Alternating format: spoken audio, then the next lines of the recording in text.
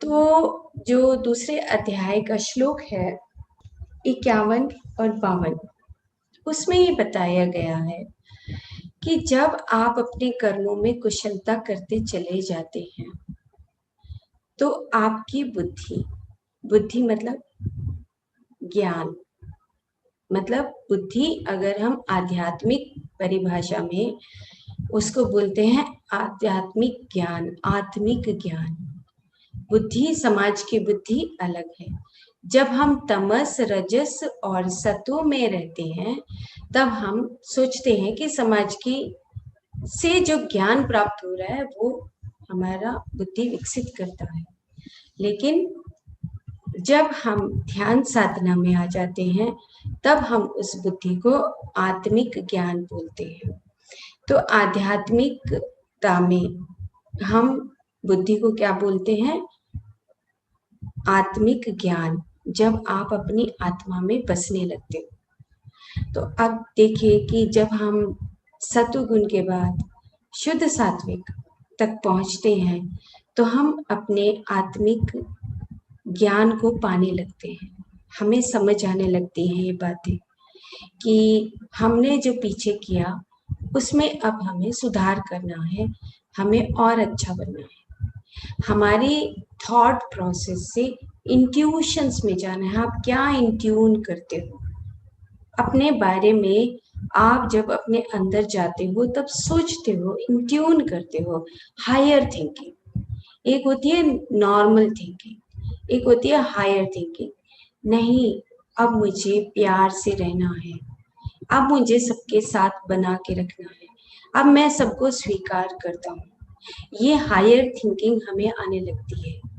मैं किसी भी अब अपने लोभ लालच में लिप्त नहीं होऊंगा, मैं एक निर्गुण स्थिति से ही अपने काम करूंगा। ये है आत्मिक ज्ञान।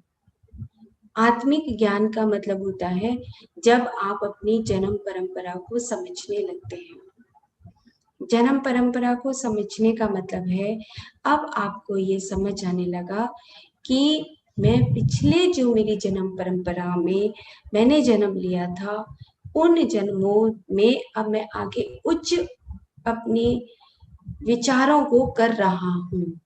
परिज्ञान, आत्मज्ञान, परिज्ञान यानी कि स्पेशल ज्ञान आने लगता है।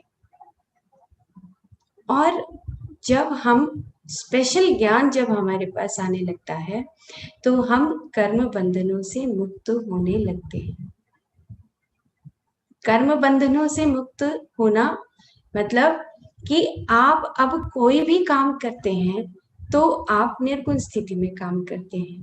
अब पीछे बैकग्राउंड में मन नहीं चलता। मन की बजाय आपका आत्मा कहता है कि नहीं, अब मुझे अपने किसी भी चीज से लिप्त हुए बगैर मैं किसी को चाय पिलाऊंगा। अब मैं किसी भी चीज से लिप्त हुए बगैर ही मैं दूसरे को खाना खिलाऊंगा। तो जब हमारे पास निर्लिप्तता आने लगती है तब हम अपने कर्म बंधनों से मुक्त होने लगते हैं। तब हम कृष्ण बनने की स्थिति में आने लगते हैं। तो इस श्लोक में बताया गया कि तुम अब आत्मज्ञानी बनने लगे हो। अर्जुन को बता रहे हैं अब, क्योंकि अर्जुन के मन में बहुत उथल पुथल चल रही है। सेम हम भी एक अर्जुन है जिसमें उथल पुथल चलती है। तो अब भगवान कृष्ण क्या बता रहे हैं कि जब तुम शुद्ध सात्विक तक पहुंच जाते हो तब तुम कर्म और कर्म बंधनों से मुक्त होने लगते हो। और जब तुम कर्म बंधनों से मुक्त होने लगते हो तब तुम्हें परिज्ञान, तब तुम्हें जन्म परंपरा समझ आने लगती है।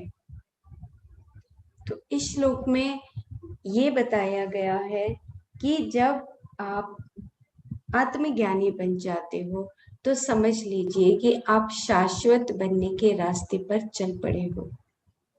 पीछे जो आपका अहंकार है, तमस गुण है, रजस गुण है, ये सब छूटता चला जाता है। सत्व गुण छूटता चला जाता है। सत्व गुण में जैसे जैसे हम आते हैं हम सोचते हैं कि चलो हम किसी को दान दक्षिणा देंगे तो हमें पुण्य की प्राप्ति होगी।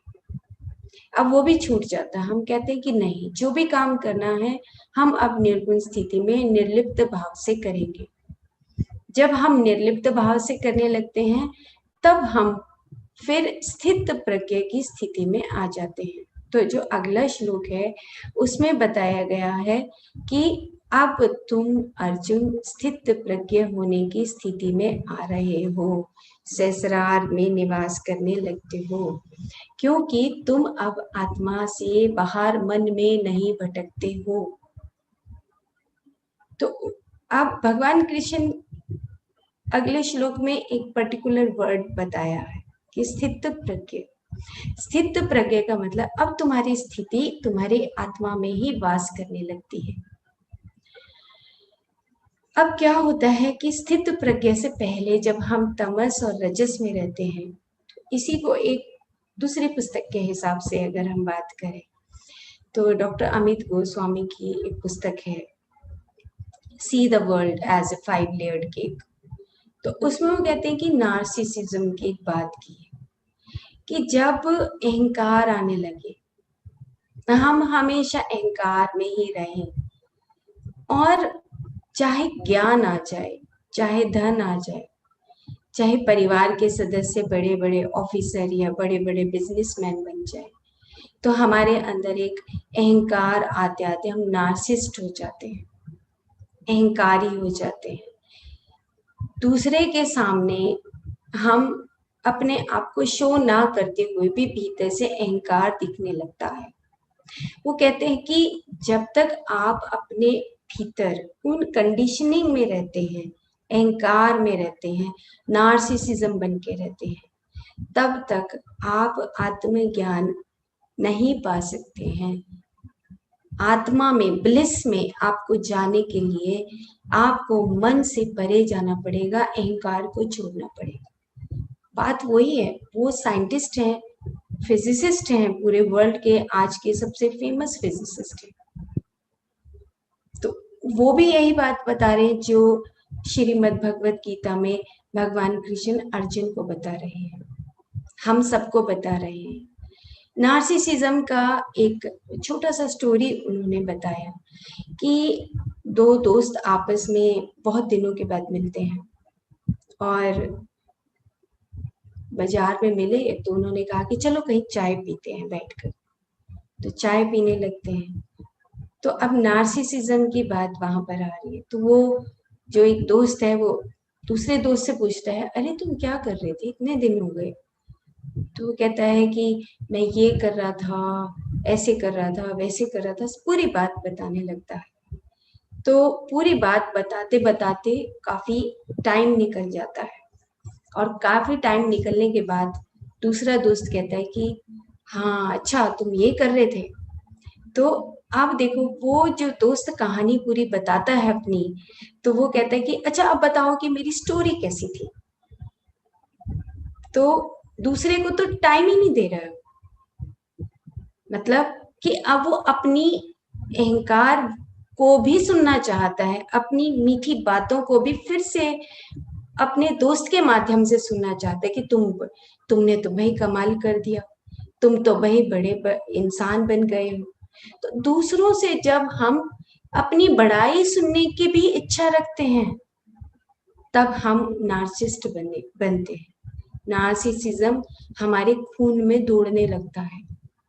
सी the world as a 5 layered cake में डॉक्टर अमित गोस्वामी ने इतने अच्छे तरीके से समझाया है कि पहले तो तुम अहंकार में भर जाते हो और उसके बाद दूसरों से आशा करते हो कि मेरे बारे में कोई बड़ाई करे, और हम बड़ाई करने की आशा रखते रहते हैं तो हम मन में कंडीशनिंग में चले जाते हैं। यानी कि आपके पास अगर ज्ञान भी आ जाता है तो भी आप ज्ञान के बाद भी आप आत्मज्ञान जैसी चीजों को प्राप्त नहीं कर सकते। आपको अहंकार छोड़ना ही पड़ता है। तो अहंकार जब छूटने लगता है, तमस जाने लगता है, रजस जाने लगता है। अब सतोगुण में क्या होता है? सतुगुण में यही बातें होती हैं कि हम बहुत बार दान करते हैं। अगर पैसे वाले हैं तो दान करते रहते हैं, देखो मैंने आज इतने लोगों को चाय पिलाया, देखो आज मैंने गाय को इतना दान दिया, देखो आज मैंने किसी का घर बनाया, किसी गरीब की सहायता की। नार्सिसिज्म, दूसरों से हम इच्छा रखते हैं कि अब हम ये काम करेंगे और फिर हमारी कोई बड़ाई करेगा। और जब हम सत्व से भी परे होने लगते हैं, हमें समझ आता है कि ये भी बेकार की बात है, ये कुछ नहीं है, फिर हम आगे चलते हैं, तब हम शुद्ध सात्विक में कदम रखते हैं। शुद्ध सात्विक में हम कर्म और कर्म फल से परे जाने लगते हैं, और जब कर्म और कर्म फल से परे जाते हैं तब हम स्थित प्रज्ञ की स्थिति में आते हैं। यहाँ से भी ऊपर यहाँ पर हम वास करने लगते हैं।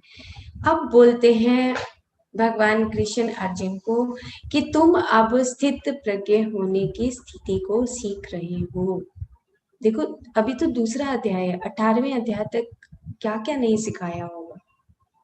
दूसरे अध्याय में इधर से कान पकड़ा, इधर से कान पकड़ा, इंद्रियों के बारे में बताया, सारी बातों को किसी न किसी तरीके से बात वहीं पर आके रुक जाती है कि तुम्हें आत्मा में वास करना है, तुम आत्मज्ञानी बनो, तुम्हारी बुद्धि विकसित होनी चाहिए, तुम विवेकशील होने चाहिए, तुम्हारे पास विवेक आना चाहिए। आत्मज्ञान, परिज्ञान और विवेकशीलता जब आने लगती है तब आप स्थित प्रज्ञ बन जाते हैं। बहुत गहरी बात है और इसको हम आगे बढ़ाते बढ़ाते हम जब 18वें अध्याय तक पहुंचेंगे तो लास्ट में फिर भगवान कृष्ण क्या बोलते हैं कि अब तुम्हारी फ्री विल है, जैसी तुम्हारी इच्छा है तुम वैसा करो, मैंने तो सब कुछ बता दिया। अब इच्छा क्या है वो तो हमारी अपनी विल है, हम करें ना करें, उस चीज को पाए ना पाए, ये तो हमारी इच्छा है। तो इन 2 श्लोकों में सार जो निकलता है वो यही बात निकलती है कि जब हम कर्मों से परे हो जाते हैं तो आप आत्मा में जब बसने लगते हैं तो यही मोक्ष है। मोक्ष का मतलब आप अब स्थिर हो गए हैं, आपके पास स्थिरता आने लगी है और फिर आप कर्म और कर्म फल से परे हो जाते हैं। और जब आप कर्म और कर्म फल से परे होते हैं, आपके पास मोक्ष आ जाता है, तब आप जगत के हित के लिए निकल पड़ते हैं। तो ये 55वां श्लोक है, 52वां नहीं है। तो तब आप जगत के हित के लिए काम करने लगते हैं, फिर आप अपने लिए काम नहीं करते, योग क्षेम से परे हो जाते हैं।